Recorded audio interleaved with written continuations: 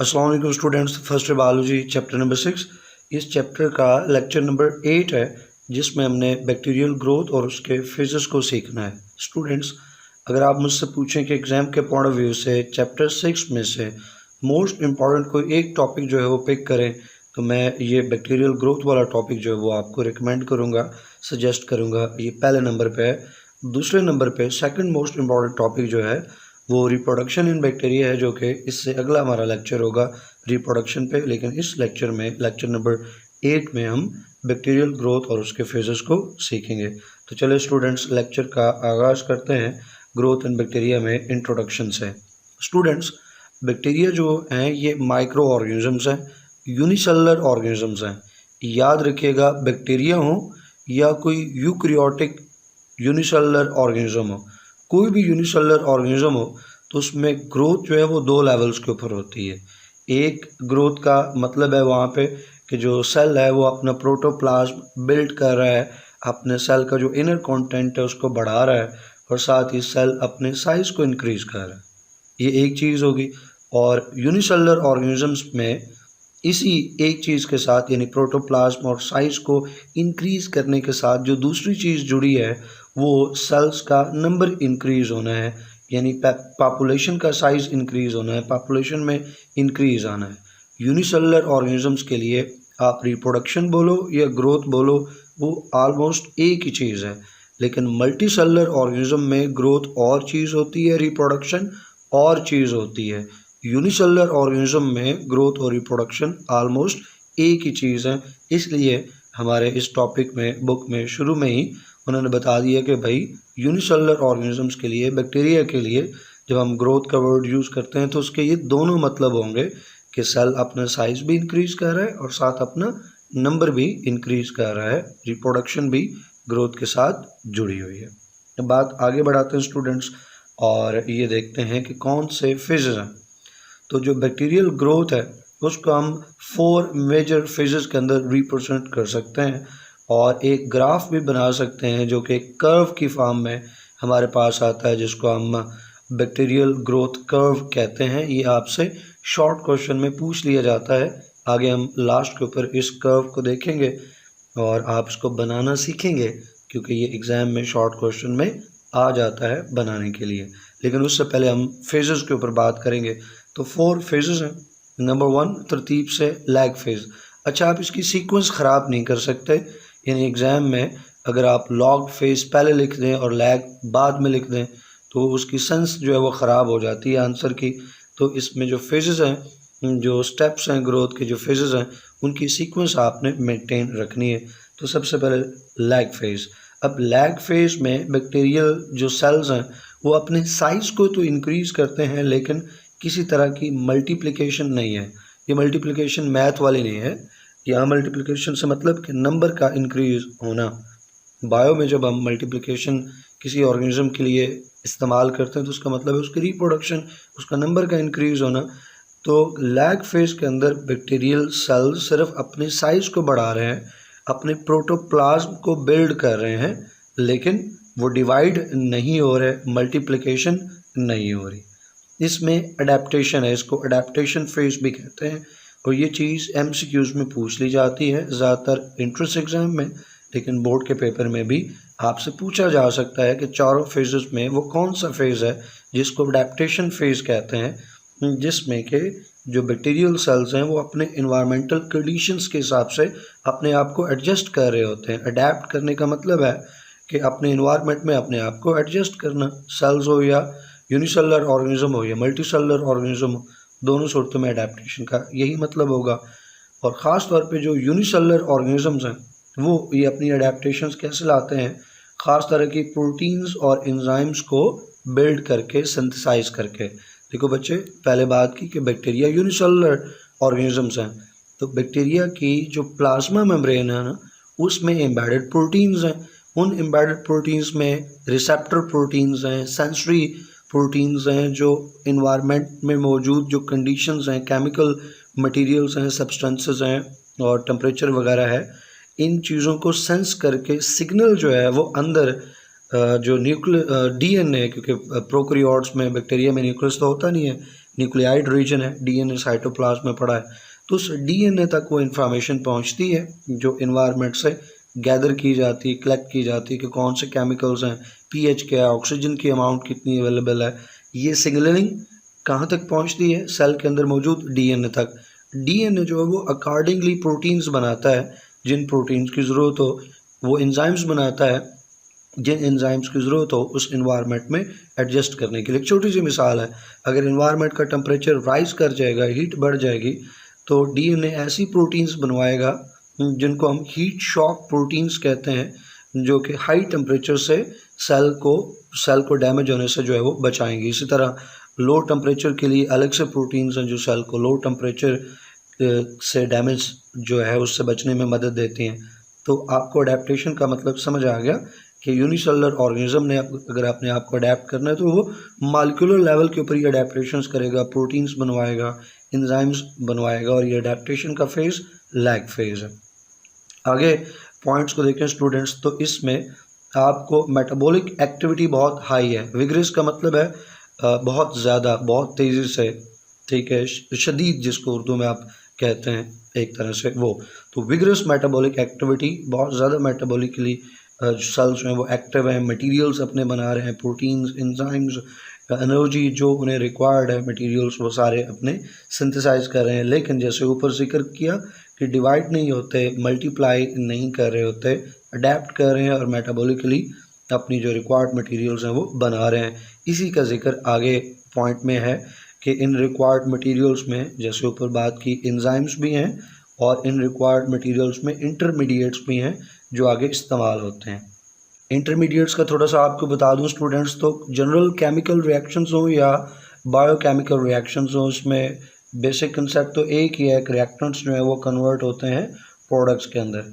अब कुछ रिएक्शंस होते हैं जिसमें रिएक्टेंट्स जो हैं वो डायरेक्ट प्रोडक्ट्स में कन्वर्ट हो जाते हैं, लेकिन कुछ रिएक्शंस ऐसे भी हैं जिसमें रिएक्टेंट्स जो हैं वो डायरेक्ट प्रोडक्ट्स में कन्वर्ट नहीं होते, या तो बीच में कोई तीसरा या चौथा सब्सटेंस जो है वो बीच में फॉर्म होता है, या फिर रिएक्टेंट्स को प्रोडक्ट में कन्वर्ट होने के लिए बीच में कुछ मटेरियल्स की ज़रूरत पड़ती है, या फिर बीच में कुछ मटेरियल्स फॉर्म होते हैं।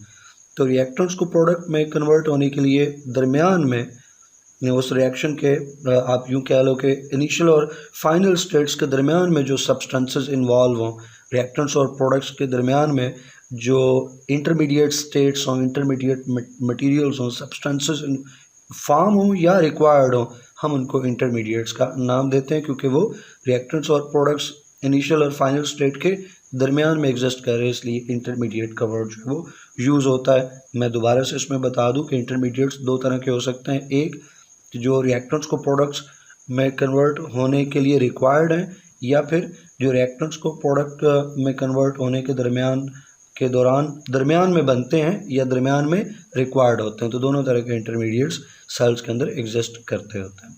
तो एंजाइम्स बन गए, प्रोटीन्स, एनर्जी, इंटरमीडिएट्स, ये इतने इस कंसंट्रेशन में, इस अमाउंट में एक्यूमुलेट हो जाते हैं कि उसके बाद जो है वो ग्रोथ फीजिबल हो, ग्रोथ मुमकिन हो। तो पहले लैग फेज़ के अंदर सेल अपनी मेटाबॉलिक एक्टिविटी को हाई रख के एंजाइम, इंटरमीडिएट्स और बाकी जितने भी रिक्वायर्ड सब्सटेंसेस हैं वो इस हद तक, इस कंसंट्रेशन, इस अमाउंट में जमा कर लेता है कि फिर बड़ी तेज़ी से वो ग्रो कर सके, अपनी ग्रोथ को स्टार्ट कर सके।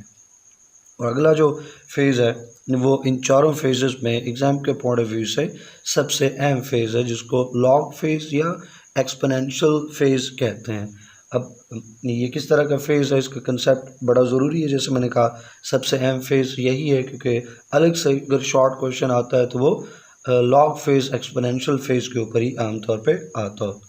अब लॉग फेज़ या एक्सपोनेंशियल फेज़ जो है ये ग्रोथ फेज़ है, इसके अंदर जो है वो ग्रोथ होनी है, नंबर ऑफ़ सेल्स जो है वो इंक्रीज़ होंगे। और दिलचस्प बात यह है कि नंबर ऑफ़ सेल्स जो इंक्रीज़ हो रहे हैं वो एक्सपोनेंशियली इंक्रीज़ होते हैं। ये की वर्ड है आपके आंसर में, ये वर्ड होना चाहिए कि जो नंबर ऑफ़ सेल्स हैं, बैक्टीरियल सेल्स जो डिवाइड हो रहे हैं, ग्रो को कर रहे हैं, मल्टीप्लाई कर रहे हैं, वो कैसे लॉग फेज़ में मल्टीप्लाई करते हैं, एक्सपोनेंशियल ग्रोथ है, एक्सपोनेंशियल जो है वो डिवीजन है विद रिस्पेक्ट टू टाइम। अब इसका मतलब क्या है एक्सपोनेंशियल ग्रोथ का? इसका मतलब ये है कि हर डबलिंग टाइम के बाद, डबलिंग टाइम को जनरेशन टाइम भी कहेंगे, अभी नीचे हमने इसको डिफाइन करना है, तो डबलिंग टाइम के बाद, ये जनरेशन टाइम के बाद नंबर ऑफ सेल्स जो है वो डबल हो जाता है। अब जो डबलिंग टाइम है ये जनरेशन टाइम है, यानी कोई भी आप नंबर ले लो, स्टार्टिंग नंबर ले लो, उसको डबल होने के लिए यहाँ पे पॉपुलेशन जैसे लिखा हुआ है, पॉपुलेशन है या बायोमास है, उसकी कोई स्टार्टिंग अमाउंट तो होगी ना भाई। आपने बैक्टीरिया लिए हैं तो 2 बैक्टीरियल सेल हैं, 4 हैं, 10 हैं, 50 हैं, 1 लाख हैं, कोई starting initial number of cells तो होगा।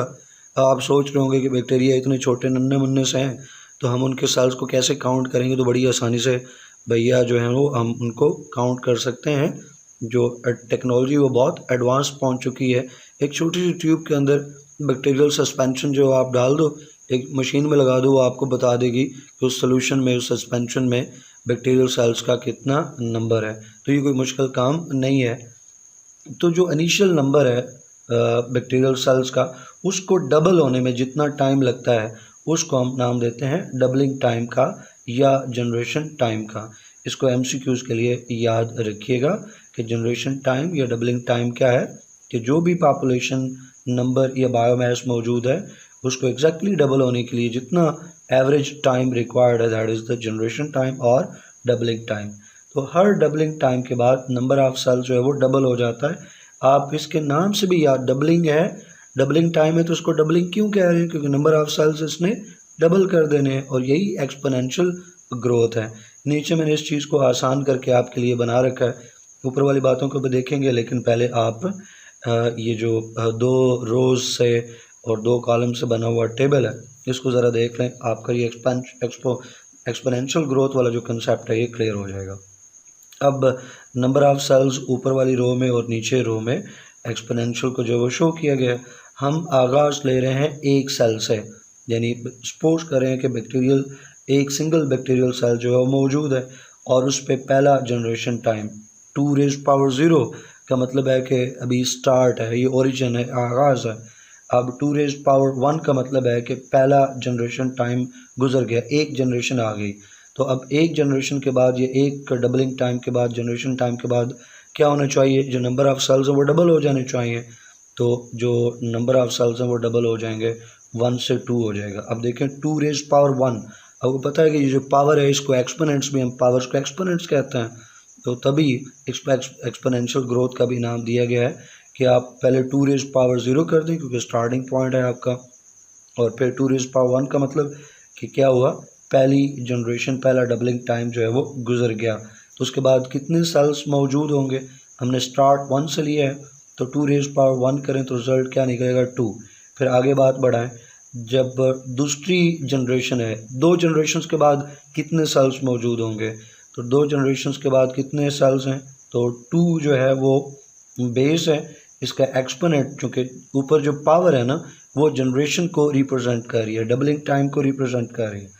तो 2⁻2 जो 2 है एक्सपोनेंट है, वो नंबर ऑफ जनरेशन्स हैं। तो 2 जनरेशन्स के बाद सेल्स कितने हो चुके होंगे, 4। इसको 2⁻2 को सॉल्व करें तो रिजल्ट आपका 4 आ जाएगा। फिर इसी तरह 3 जनरेशन्स के बाद नंबर ऑफ सेल्स कितने होंगे, तो 2⁻3 को सॉल्व करें, 8। इसी तरह से आप 4th जनरेशन के बाद चेक करें सेल्स कितने हो चुके होंगे, 16। तो अगर आप गौर फरमाएं तो आपको पता चलेगा कि हर जनरेशन टाइम के बाद नंबर ऑफ सेल्स डबल हो गए। 1 का डबल 2, 2 का डबल 4, 4 का डबल 8 और 8 का डबल जो है वो 16। अगर इसको एक्सपोनेंट्स की फॉर्म में आप रिप्रेजेंट करें तो 2 को हम 2⁻1 कह सकते हैं, 4 को 2⁻2, इसी तरह 8 को 2⁻3, 16 को 2⁻4 के तौर पर रिप्रेजेंट कर सकते हैं। तो आप देखो ये फिर ग्रोथ का पैटर्न क्या निकला, एक्सपोनेंट्स की फॉर्म में निकला ना, क्योंकि 2 के ऊपर एक एक्सपोनेंट आ रहा है जो कि जनरेशन है। तो हर जनरेशन के बाद, हर डबलिंग टाइम के बाद, जनरेशन टाइम के बाद नंबर ऑफ सेल्स डबल हो रहे हैं, इसको हम एक्सपोनेंशियल ग्रोथ कहते हैं। मुझे उम्मीद है कि ये चीज़ आपको समझ आ गई होगी। यहाँ पे अगर आपको कोई क्वेश्चन कन्फ्यूजन हुआ तो कमेंट सेक्शन में आप पूछ लेंगे, लेकिन मेरी कोशिश रही है कि आपके लिए ये चीज़ आसान कर दूँ। अब स्टार्टिंग जो यहाँ पे थोड़ा सा और डिटेल्स ऐड कर लेते हैं ताकि कुछ बच्चों के जहन में ये क्वेश्चन आ रहा हो कि अगर स्टार्टिंग सेल एक ना हो, एक से ज़्यादा हो, तो फिर क्या करें। यहाँ पे तो हमने सपोज किया ना कि फ़र्ज़ करो कि एक बैक्टीरियल सेल है, अगर एक बैक्टीरियल सेल ना हो और 4 बैक्टीरियल सेल्स हों तो फिर क्या करेंगे। सिंपल सा फार्मूला है बच्चे, यहाँ पे number of cells initial N I में लगा देता हूँ कि ये क्या है, number of initial cells initially कितने मौजूद हैं। इसको मल्टीप्लाई कर दो बच्चों, 2 रेज्ड पावर जी। अब जी क्या है, जी इज़ दी जनरेशन। आपको बता दिया जाए कि भाई इनिशियली सेल्स जो हैं वो इतने थे, और आप बताओ कि 4 जनरेशन्स के बाद या 10th जनरेशन्स के बाद कितने सेल्स मौजूद होंगे, तो आप इजीली बता सकते हो। जैसे आप ले लो कि स्टार्टिंग में 3 सेल्स थे, और बताओ कि 3 जनरेशन्स के बाद कितने सेल्स मौजूद होंगे, तो 2 रेज पावर जी, जी जनरेशन। 3 जनरेशन के बाद तो 2 रेज पावर 3 कर दो। अब आप पावर को पहले सॉल्व कर लो 3 साथ उसी तरह, तो 2 रेज पावर 3 का मतलब है 8, तो 8 को आप 3 से मल्टीप्लाई करो तो नंबर आ गया आपके पास 24।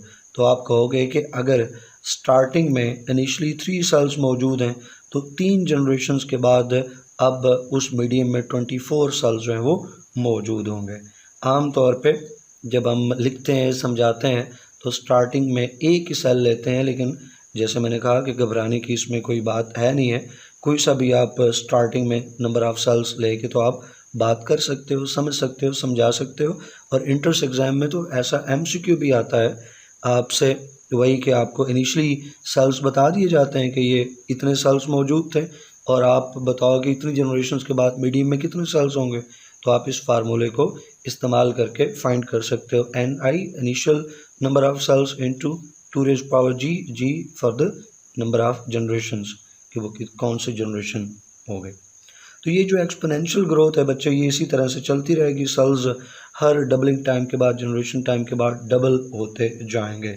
ये सिलसिला उस वक्त तक चलेगा जब तक के 2 कामों में से कोई एक नहीं हो जाता।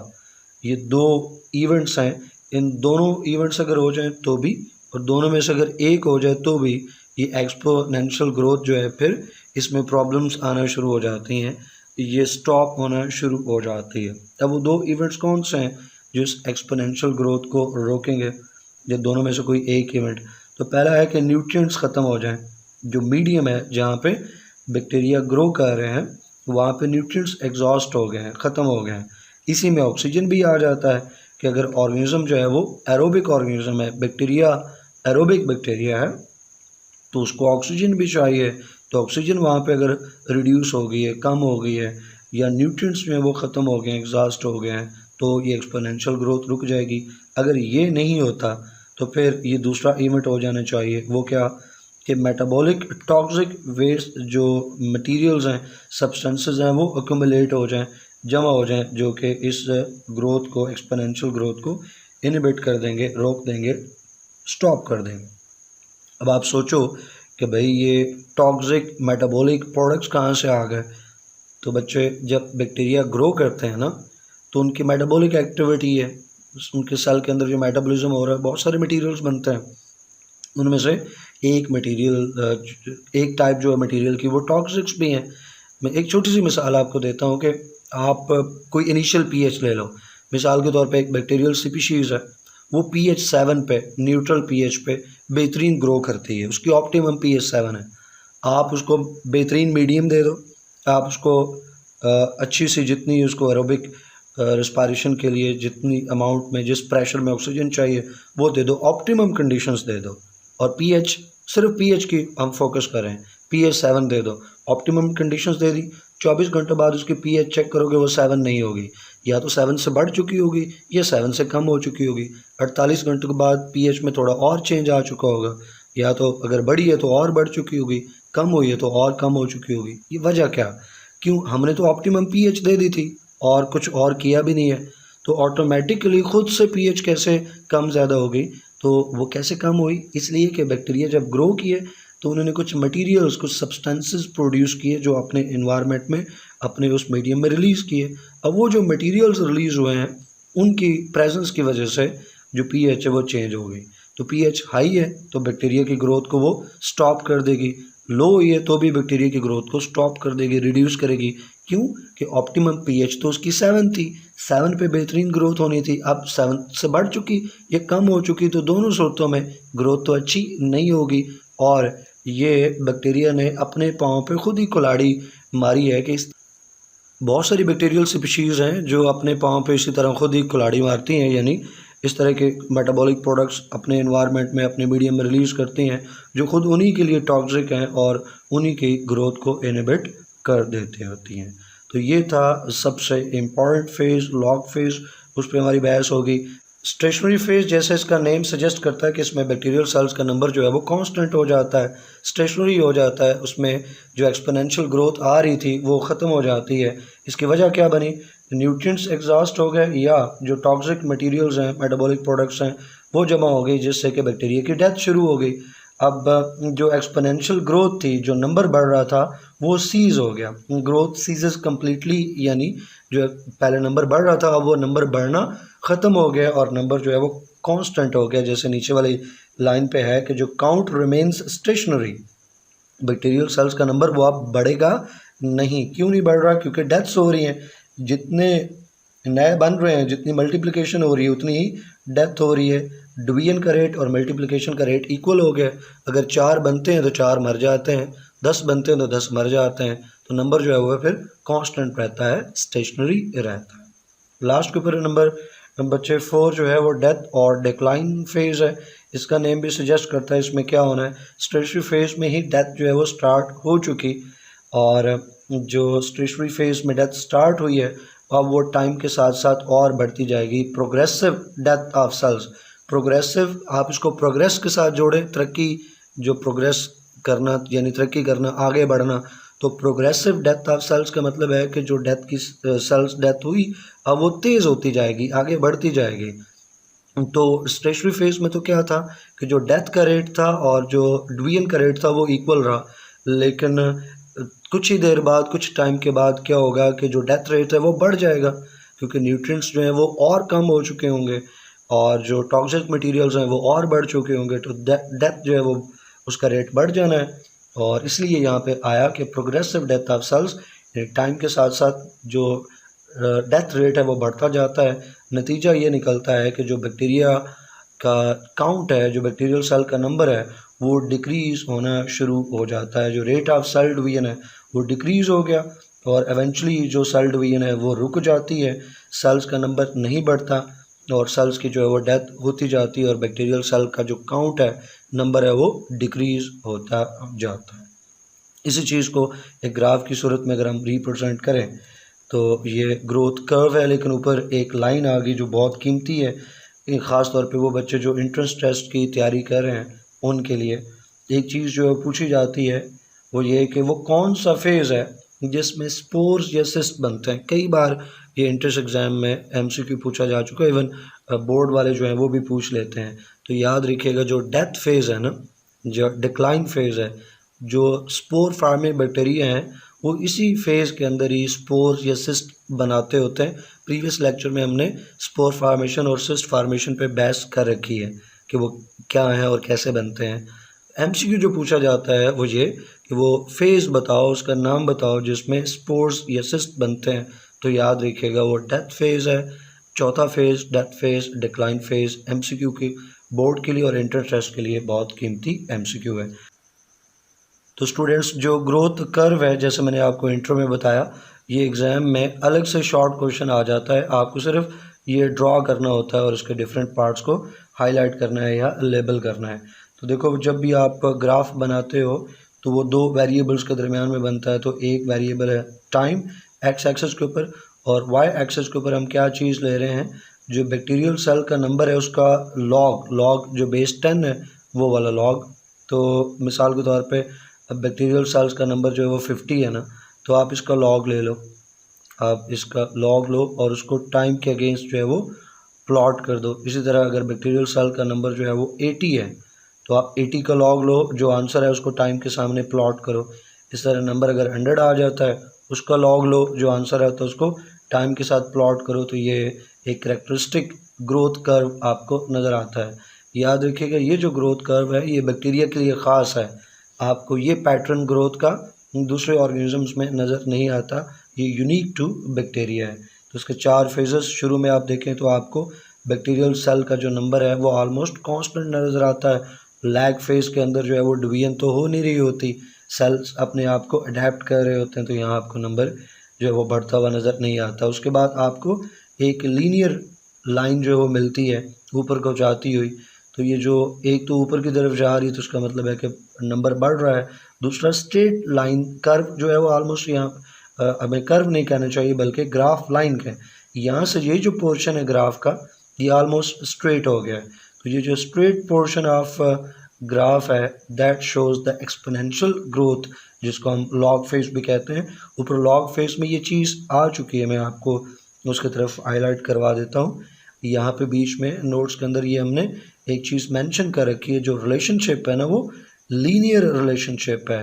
लॉग फेज के अंदर, एक्सपोनेंशियल फेज के अंदर जो टाइम के साथ एक तरफ आप टाइम ले रहे हो और टाइम के सामने आप किसको प्लॉट कर रहे हो, log of number of bacterial sales.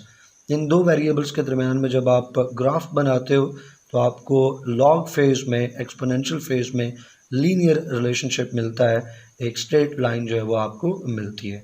उसके बाद स्टेशनरी फेज है, वहाँ पे आप देखें कि एक straight line parallel to time axis.